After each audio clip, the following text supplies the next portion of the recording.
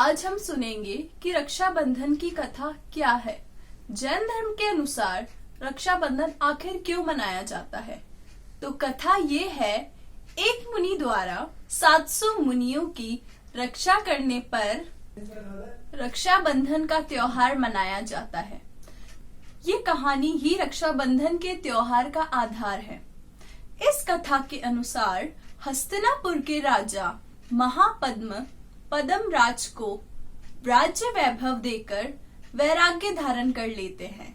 वह उनके साथ उनके छोटे पुत्र विष्णु कुमार भी मोक्ष पथ पर अग्रसर हो जाते हैं। उधर उज्जैनी नगरी के राजा श्री वर्मा के 4 मंत्री थे। मंत्री बलि, नमुची, बृहस्पति और प्रहलाद, और ये चारों ही जैन धर्म के कट्टर विरोधी थे। एक बार की बात है, अकंपनाचार्य मुनि आदि 700 मुनिराज नगर पधारे।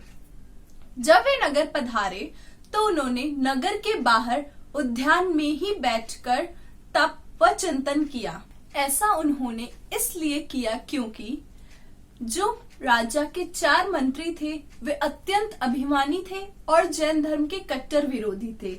तो आचार्य गुरुवर ने शिष्यों को बुलाकर उनको आज्ञा दी कि जब राजा और उसके मंत्री यहाँ आए तो सभी लोग मौन व्रत धारण कर लेना और ध्यान मग्न होकर बैठ जाना, क्योंकि इससे द्वेषवश विसंवाद नहीं होगा और इसी कारण विवाद उत्पन्न नहीं हो सकेगा। गुरु की आज्ञा का पालन करके सभी ने गुरु की जो आज्ञा थी उसमें हामी भर दी। जिस समय आचार्य गुरुवर ने अपने शिष्यों को यह बताया था कि उन्हें मौन व्रत धारण करना है जब राजा के मंत्री वहां पहुंचे, उस समय मुनि श्री श्रुत सागर जी वहां मौजूद नहीं थे। इस कारण से उन्हें ये पता नहीं चला। जब राजा व उनके मंत्री उन्हें वन में मिले तब तो जैसा कि आचार्य गुरुवर ने उन्हें कहा था सभी मौन रहेंगे, तो जब राजा व उनके मंत्रियों ने देखा कि पूरा जो संघ है वह मौन है, ये राजा जी कुछ बोल ही नहीं रहे हैं, तो राजा के मंत्रियों ने कहा, देखिए राजा जी, यह मुनि तो कुछ बोल ही नहीं रहे हैं। इससे ये पता चलता है कि इनमें कोई विद्या है ही नहीं। इसके बाद मंत्रियों ने मुनियों की घोर निंदा करना शुरू कर दिया। इस समय श्रुत सागर जी मुनि नगर से लौट रहे थे। तो जब मुनि श्री श्रुत सागर जी ने मंत्रियों से मुनियों की निंदा सुनी, तब मार्ग में उनका मंत्रियों से थोड़ा शास्त्रार्थ हो गया और मुनि श्री ने जो तर्क दिए उससे वह मंत्री बुरी तरह पराजित हो गए।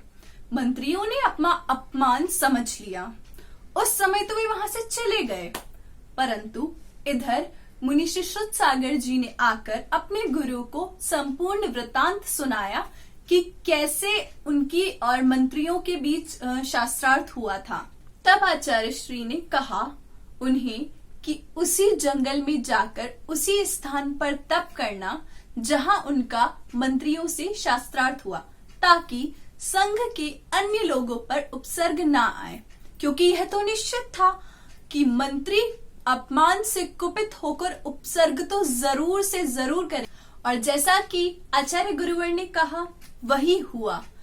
मौका पाकर मंत्रियों ने मुनि श्री श्रुत सागर जी, जो कि उसी स्थान पर तप कर रहे थे, उन पर हमला कर दिया। जैसे ही उन्होंने तलवार उठाई, वन देव ने आकर उन्हें स्थगित कर दिया, उन्हें स्टैचू कर दिया। और जब इस बात की खबर राजा को लगी तो उन्होंने मंत्रियों को देश निकाला दे दिया। चारों मंत्री वहां से निकलकर हस्तिनापुर जा पहुंचे। हस्तिनापुर जाकर उन्होंने राजा पद्मराय से नौकरी मांगी। राजा ने उन्हें योग्य पदों पर आसीन भी कर दिया। बलि नामक जो मंत्री था उसने राजा पद्मराज का विश्वास जीत लिया और कूटनीति और छल के बल पर एक विद्रोही राजा को उनके अधीन करा दिया। अब क्या था, पद्मराय ने खुश होकर उसे वर मांगने के लिए कहा। तब उस मंत्री ने कहा, राजन, मैं वक्त आने पर अपना वर मांग लूंगा। कुछ समय पश्चात अकंपनाचार्य मुनि ससंग हस्तिनापुर पधारे। राजा पद्मराय थे वह अनन्य जैन भक्त थे। मंत्री बलि को जब इस बात की सूचना मिली तो उसके अंदर की बदले की भावना बलवती हो गई और उसने राजा से अपना वर मांगा कि हे राजन, मुझे 7 दिन के लिए राजा बना दीजिए। राजा ने उसे वर दे दिया। राज्य देकर राजा निश्चिंत हो गए और महल के अंदर चले गए। इधर बलि ने अपनी चालें चलना शुरू कर दी।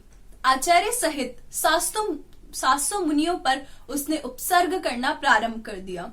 जिस स्थान पर मुनि संघ ठहरा था उसके वहां पर बहुत सारे कांटेदार पौधे लगवा दिए और उसे एक यज्ञ का नाम दे दिया। यह सब देखकर मुनियों ने अन्य जल त्याग कर दिया। उस समय मुनियों की आंखों में से पानी आने लगा क्योंकि उसने वहां उन कांटेदार पौधों में आग लगवा दी थी और उन्हें श्वास लेने में भी दिक्कत होने लगी।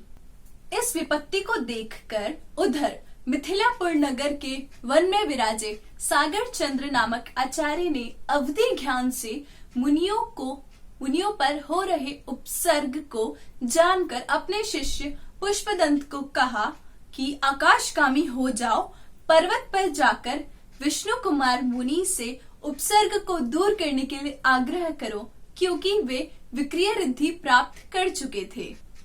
विष्णु कुमार मुनि अकंपनाचार्य सहित 700 मुनियों का उपसर्ग दूर करने के लिए तुरंत हस्तिनापुर आ गए। उन्होंने पद्मराय को धिक्कारा कि तुम्हारे राज्य में ऐसा क्यों हो रहा है। तब राजा ने उन्हें पूरा वृतांत सुनाया, जिसे जानकर मुनि ने 52 अंगुल का ब्राह्मण का वेश धारण कर लिया और बलि के पास पहुंच गए। बलि ने उनका आदर सत्कार किया और उनसे सेवा का मौका देने को कहा। इस पर ब्राह्मण वेश में धारी मुनि ने उनसे 3 पग जमीन मांगी। मुनि ने अपनी रिद्धि का प्रयोग करते हुए एक बड़ा शरीर किया और जमीन को नापना शुरू कर दिया। पहले पद में सुमेरु पर्वत, दूसरे पद में मानुषोत्तर पर्वत और जब तीसरे पग के लिए स्थान नहीं बचा तो उन्होंने बलि से कहा कि अब क्या करूं। बलि ने कहा, हे राजन, अब मेरे पास तो जमीन नहीं बची, आप मेरी पीठ पर ही अपना पग रख दीजिए। जब मुनि ने अपना तीसरा पग बलि के पीठ पर रखा, उससे बलि कांपने लगा और असुरों के आसन भी कंपायमान हो गए और उसने उनसे प्रार्थना की और उनसे क्षमा याचना की।